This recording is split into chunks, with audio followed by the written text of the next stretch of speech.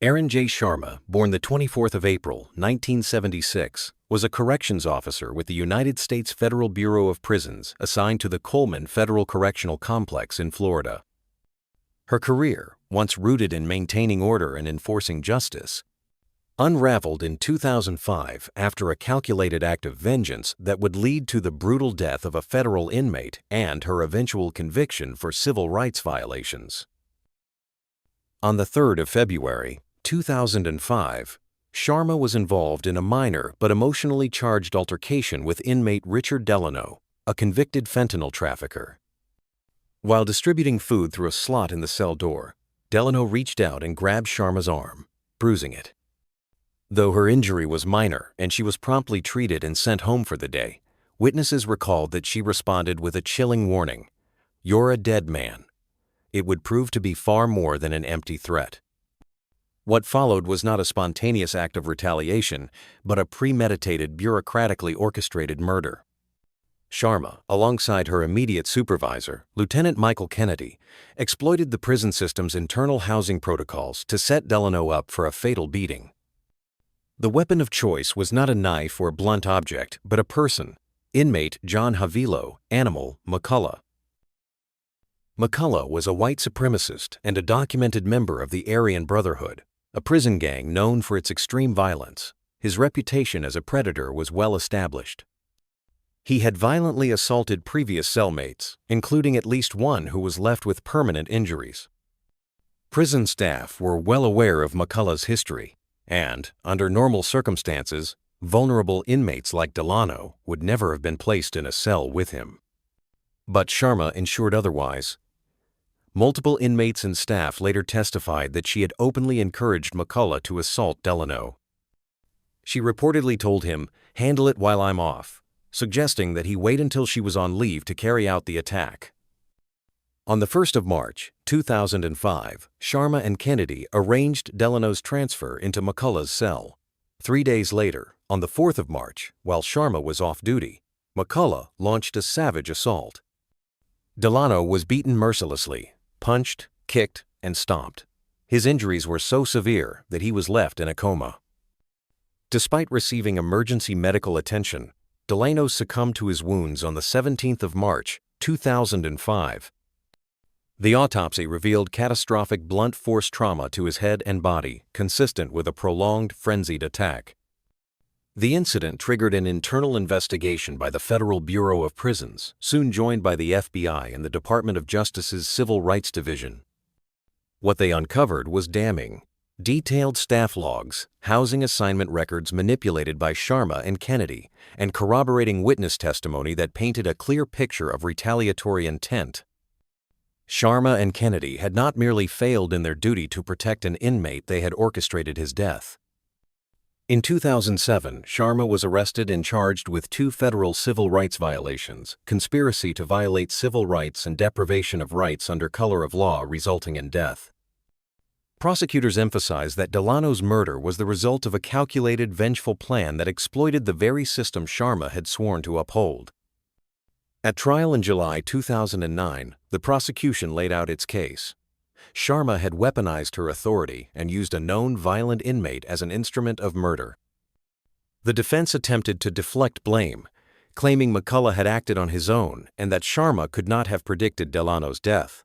But the evidence was overwhelming. On the 26th of October, 2009, Sharma was sentenced to life imprisonment without the possibility of parole. The judge condemned her actions as a deliberate betrayal of public trust and emphasized that her abuse of power had directly led to a preventable death. Sharma appealed her conviction, but the 11th Circuit Court of Appeals upheld the life sentence in 2010.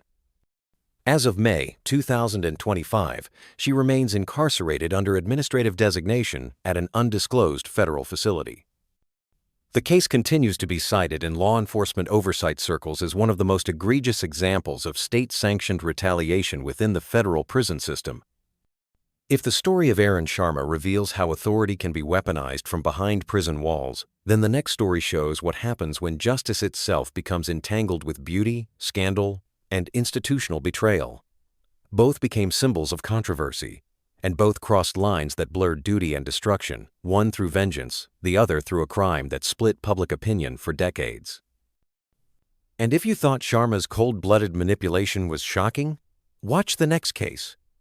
Milwaukee, 1981. Laurie Bembenek wasn't just a former police officer. She was a woman with motive, access, and a plan. Her victim? The ex-wife of the man she had just married. Laurencia Bembenek was a 23-year-old ex-Milwaukee police officer, recently fired for reporting misconduct and filing a false statement about a fellow officer. After losing her job, she found new work as a Playboy Club waitress and later a university security officer. But more importantly, she had just married Detective Fred Schultz. The problem? Fred had just finalized a divorce from Christine Schultz, his ex-wife and the mother of his children. Laurie reportedly resented the alimony payments and, according to witnesses, resented Christine even more. On May 28, 1981, Christine Schultz was found dead in her Milwaukee home. She had been bound with rope, gagged with a bandana, and shot once in the back with a .38 caliber revolver. Her sons were home during the attack. One of them said he saw a figure with long hair and a green army jacket fleeing the scene. The revolver used in the murder had belonged to Fred Schultz, his off-duty weapon. He had been working that night, but Laurie had access to the weapon. During the investigation, detectives found a reddish-brown wig discarded in a sewer near Laurie's former apartment. Hair from Laurie's brush matched the fibers found on the gag used to silence Christine. The prosecution's theory: Laurie disguised herself with a wig, used Fred's revolver, entered Christine's home, and murdered her in cold blood. Laurie was arrested and charged with first-degree murder. Her 1982 trial drew intense media attention. Tabloids dubbed her Bambi, a nickname Laurie despised.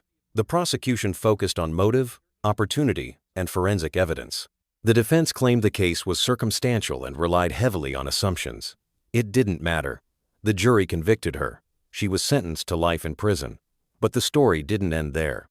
In 1990, Bembenek escaped from Taycheedah Correctional Institution and fled to Canada with her fiancé. Her escape captivated national attention and sparked the now iconic chant, "Run, Bambi, run."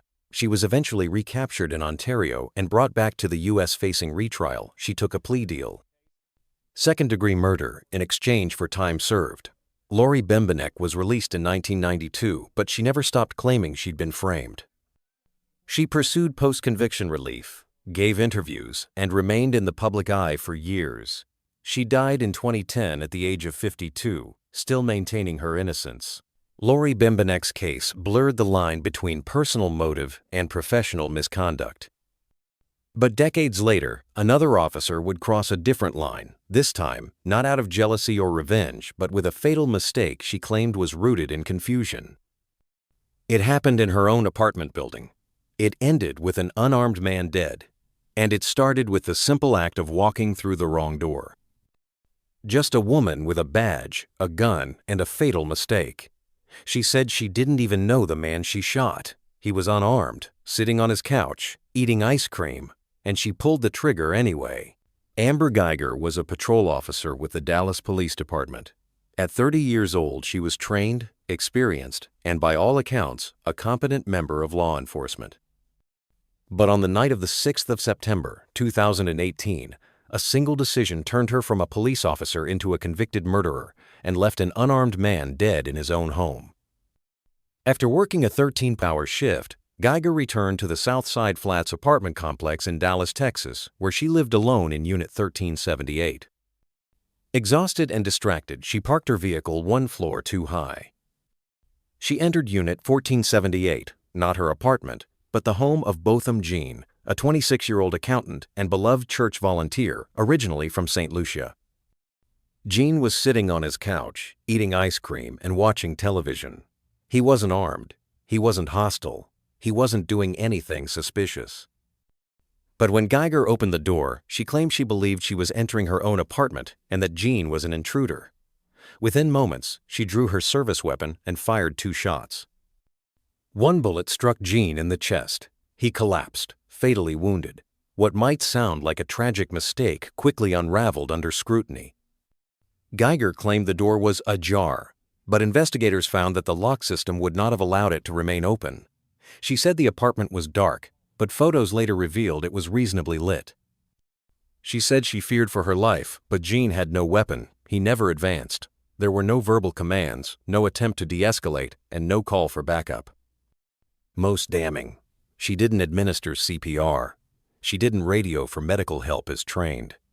Instead, she stood over Gene as he lay dying in his own living room. Even more inexplicable were the details that should have made it obvious she was in the wrong home. Gene's bright red doormat, unfamiliar furniture, different scent, different layout. None of which matched her own unit. The public, already fatigued by stories of unjust police shootings, erupted with outrage. Gene's background as a church singer and accountant made the loss even more unbearable for many. This wasn't just a tragedy. It was seen as a symptom of systemic failure, an officer too quick to shoot and too slow to question her own assumptions. 3 days after the killing, Geiger was arrested, but only for manslaughter, sparking further public outcry. Activists, legal experts, and community leaders demanded a more serious charge. Under mounting pressure, a Dallas County grand jury indicted her for murder on the 30th of November, 2018. She was subsequently fired from the Dallas Police Department. Geiger's trial began in September 2019, drawing national attention.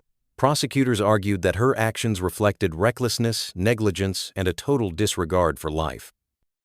They walked the jury through her decisions, entering without caution, failing to assess the situation, and firing almost immediately. The defense leaned heavily on the idea of human error, an honest mistake made under stress and fatigue, but the jury rejected that explanation. On the 1st of October, 2019, Amber Geiger was convicted of murder. The next day, she was sentenced to 10 years in prison. In a moment that stunned the courtroom, and later the nation, Botham Jean's younger brother, Brant, forgave Geiger during his victim impact statement. Then, he asked to hug her. The emotional moment was widely televised and became a flashpoint in the national conversation around forgiveness, justice, and racial trauma. Geiger filed multiple appeals in an effort to reduce her conviction to criminally negligent homicide, but Texas appellate courts upheld the original murder conviction. In 2024, her request for parole was denied. She remains incarcerated at the Mountain View Unit in Gatesville, Texas, and will be eligible again in 2026. Amber Geiger claimed it was a tragic mistake, a wrong door, a wrong floor, a split-second decision that ended a man's life. Whether people believed her or not, the debate centered on intent. Did she mean to kill? But our next case doesn't leave that question hanging. There was no confusion, no accident, and no hesitation. Because this time, the officer didn't walk into the wrong apartment. She pulled up to the right car. She knew exactly who was inside. And she opened fire. Detective Alfreda Fluker had spent 15 years serving the city of Birmingham, Alabama. She was a respected member of the department's Crime Suppression and Gang Intervention Unit. A seasoned officer trusted with some of the city's most volatile situations. But what no one expected was that her most violent act wouldn't happen in the line of duty, but in a city park, over a personal betrayal, the 10th of April, 2020. It was a Friday night when Fluker, off-duty, armed, and emotionally unraveling, opened the GPS tracking app on her phone and began searching. She was looking for Detective Mario White, a fellow officer with whom she'd had an on-again, off-again romantic relationship. They had lived together, shared a home.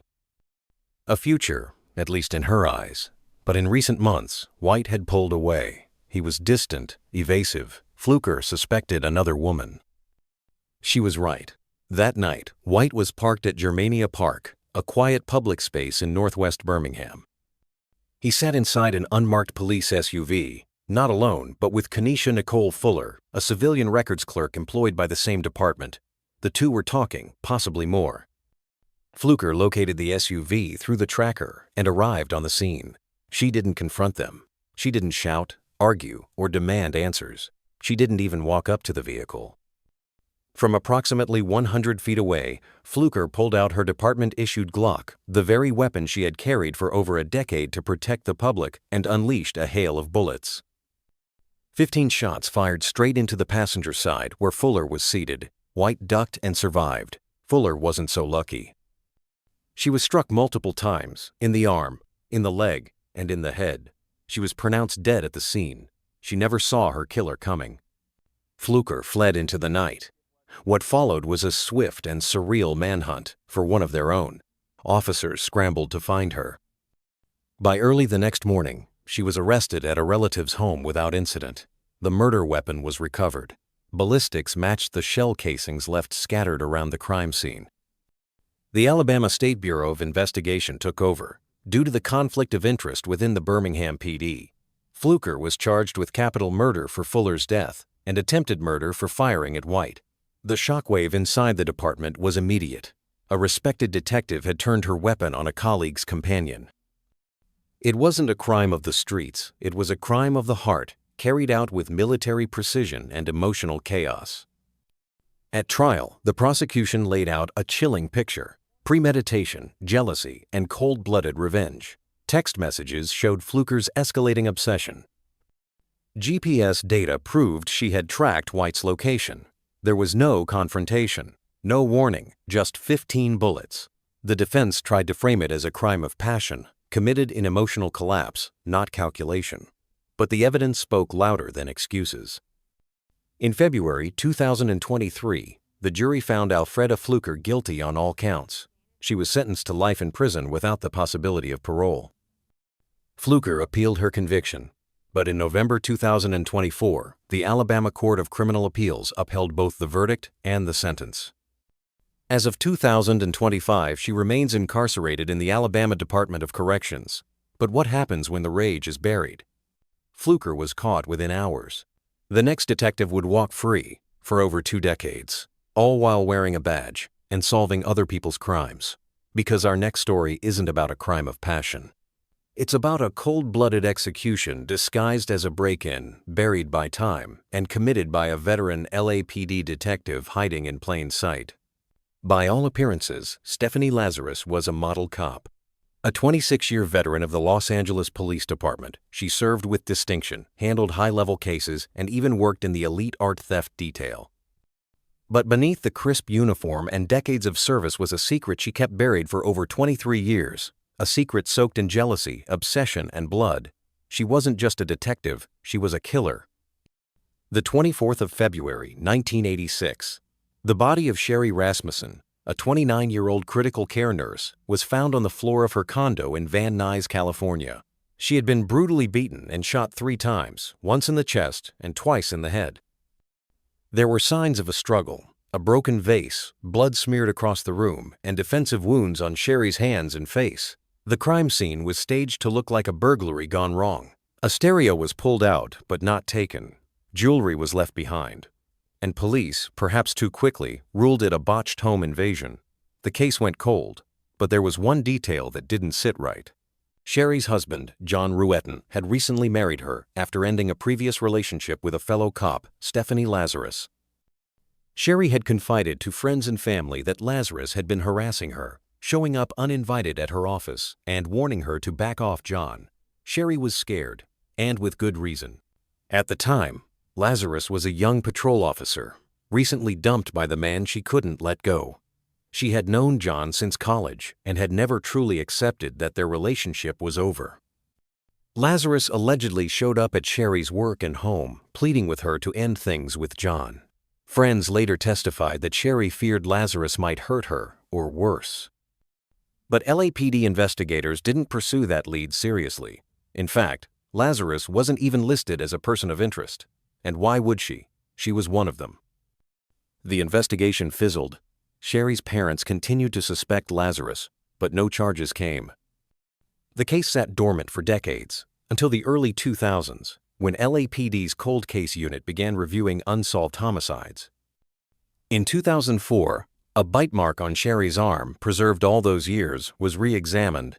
DNA was extracted, and it didn't match the supposed burglars police had originally considered. It was female. And that changed everything. As detectives revisited the case, Lazarus's name resurfaced. Quietly, and without alerting her, investigators followed her to a store, collected her DNA from a discarded Starbucks cup, and compared it to the bite mark. It was a match. Lazarus had been hiding in plain sight, carrying a gun, solving cases, all while the murder she committed lay beneath layers of silence and institutional blind spots. On the 5th of June, 2009, Stephanie Lazarus was arrested at LAPD headquarters. Her colleagues were stunned. A woman who had been part of the system, trusted to enforce the law, had killed out of jealousy and almost gotten away with it. At her 2012 trial, prosecutors painted a chilling portrait. Lazarus, unable to handle the loss of her ex-boyfriend, had broken into his wife's home and executed her in cold blood. The physical evidence, the DNA, and the motive formed a perfect storm of guilt. The defense argued there was no direct proof Lazarus committed the murder, no fingerprints and no eyewitnesses. But the jury didn't buy it. Stephanie Lazarus was found guilty of first-degree murder and sentenced to 27 years to life in prison. She filed multiple appeals, all denied. As of 2025, Lazarus remains incarcerated at the California Institution for Women. Her story is still studied as one of the most shocking betrayals of public trust in law enforcement history. Stephanie Lazarus didn't lose control in a moment of passion. Not out of fear, but out of obsession. 5 officers, 5 crimes that shattered lives and betrayed the uniforms they once wore. They were trained to protect, trusted to serve, and empowered by the law. But each of them crossed a line. Some did it in a moment of rage, others with cold calculation, and one spent decades hiding behind the very institution sworn to find her. These cases aren't just about individual choices. They're about power, how it's used, how it's abused, and how hard it can be to hold the system accountable when the guilty wear the shield. But justice, even delayed, still leaves a mark, because behind every conviction is a question we can't ignore. Who protects us when the enforcers become the offenders? If this episode gripped, don't forget to like, subscribe, and turn on notifications so you don't miss the next deep dive into the darkest corners of the justice system. And let us know in the comments, which of these cases shocked you most? What story should we investigate next? Thanks for watching. Stay safe and stay curious.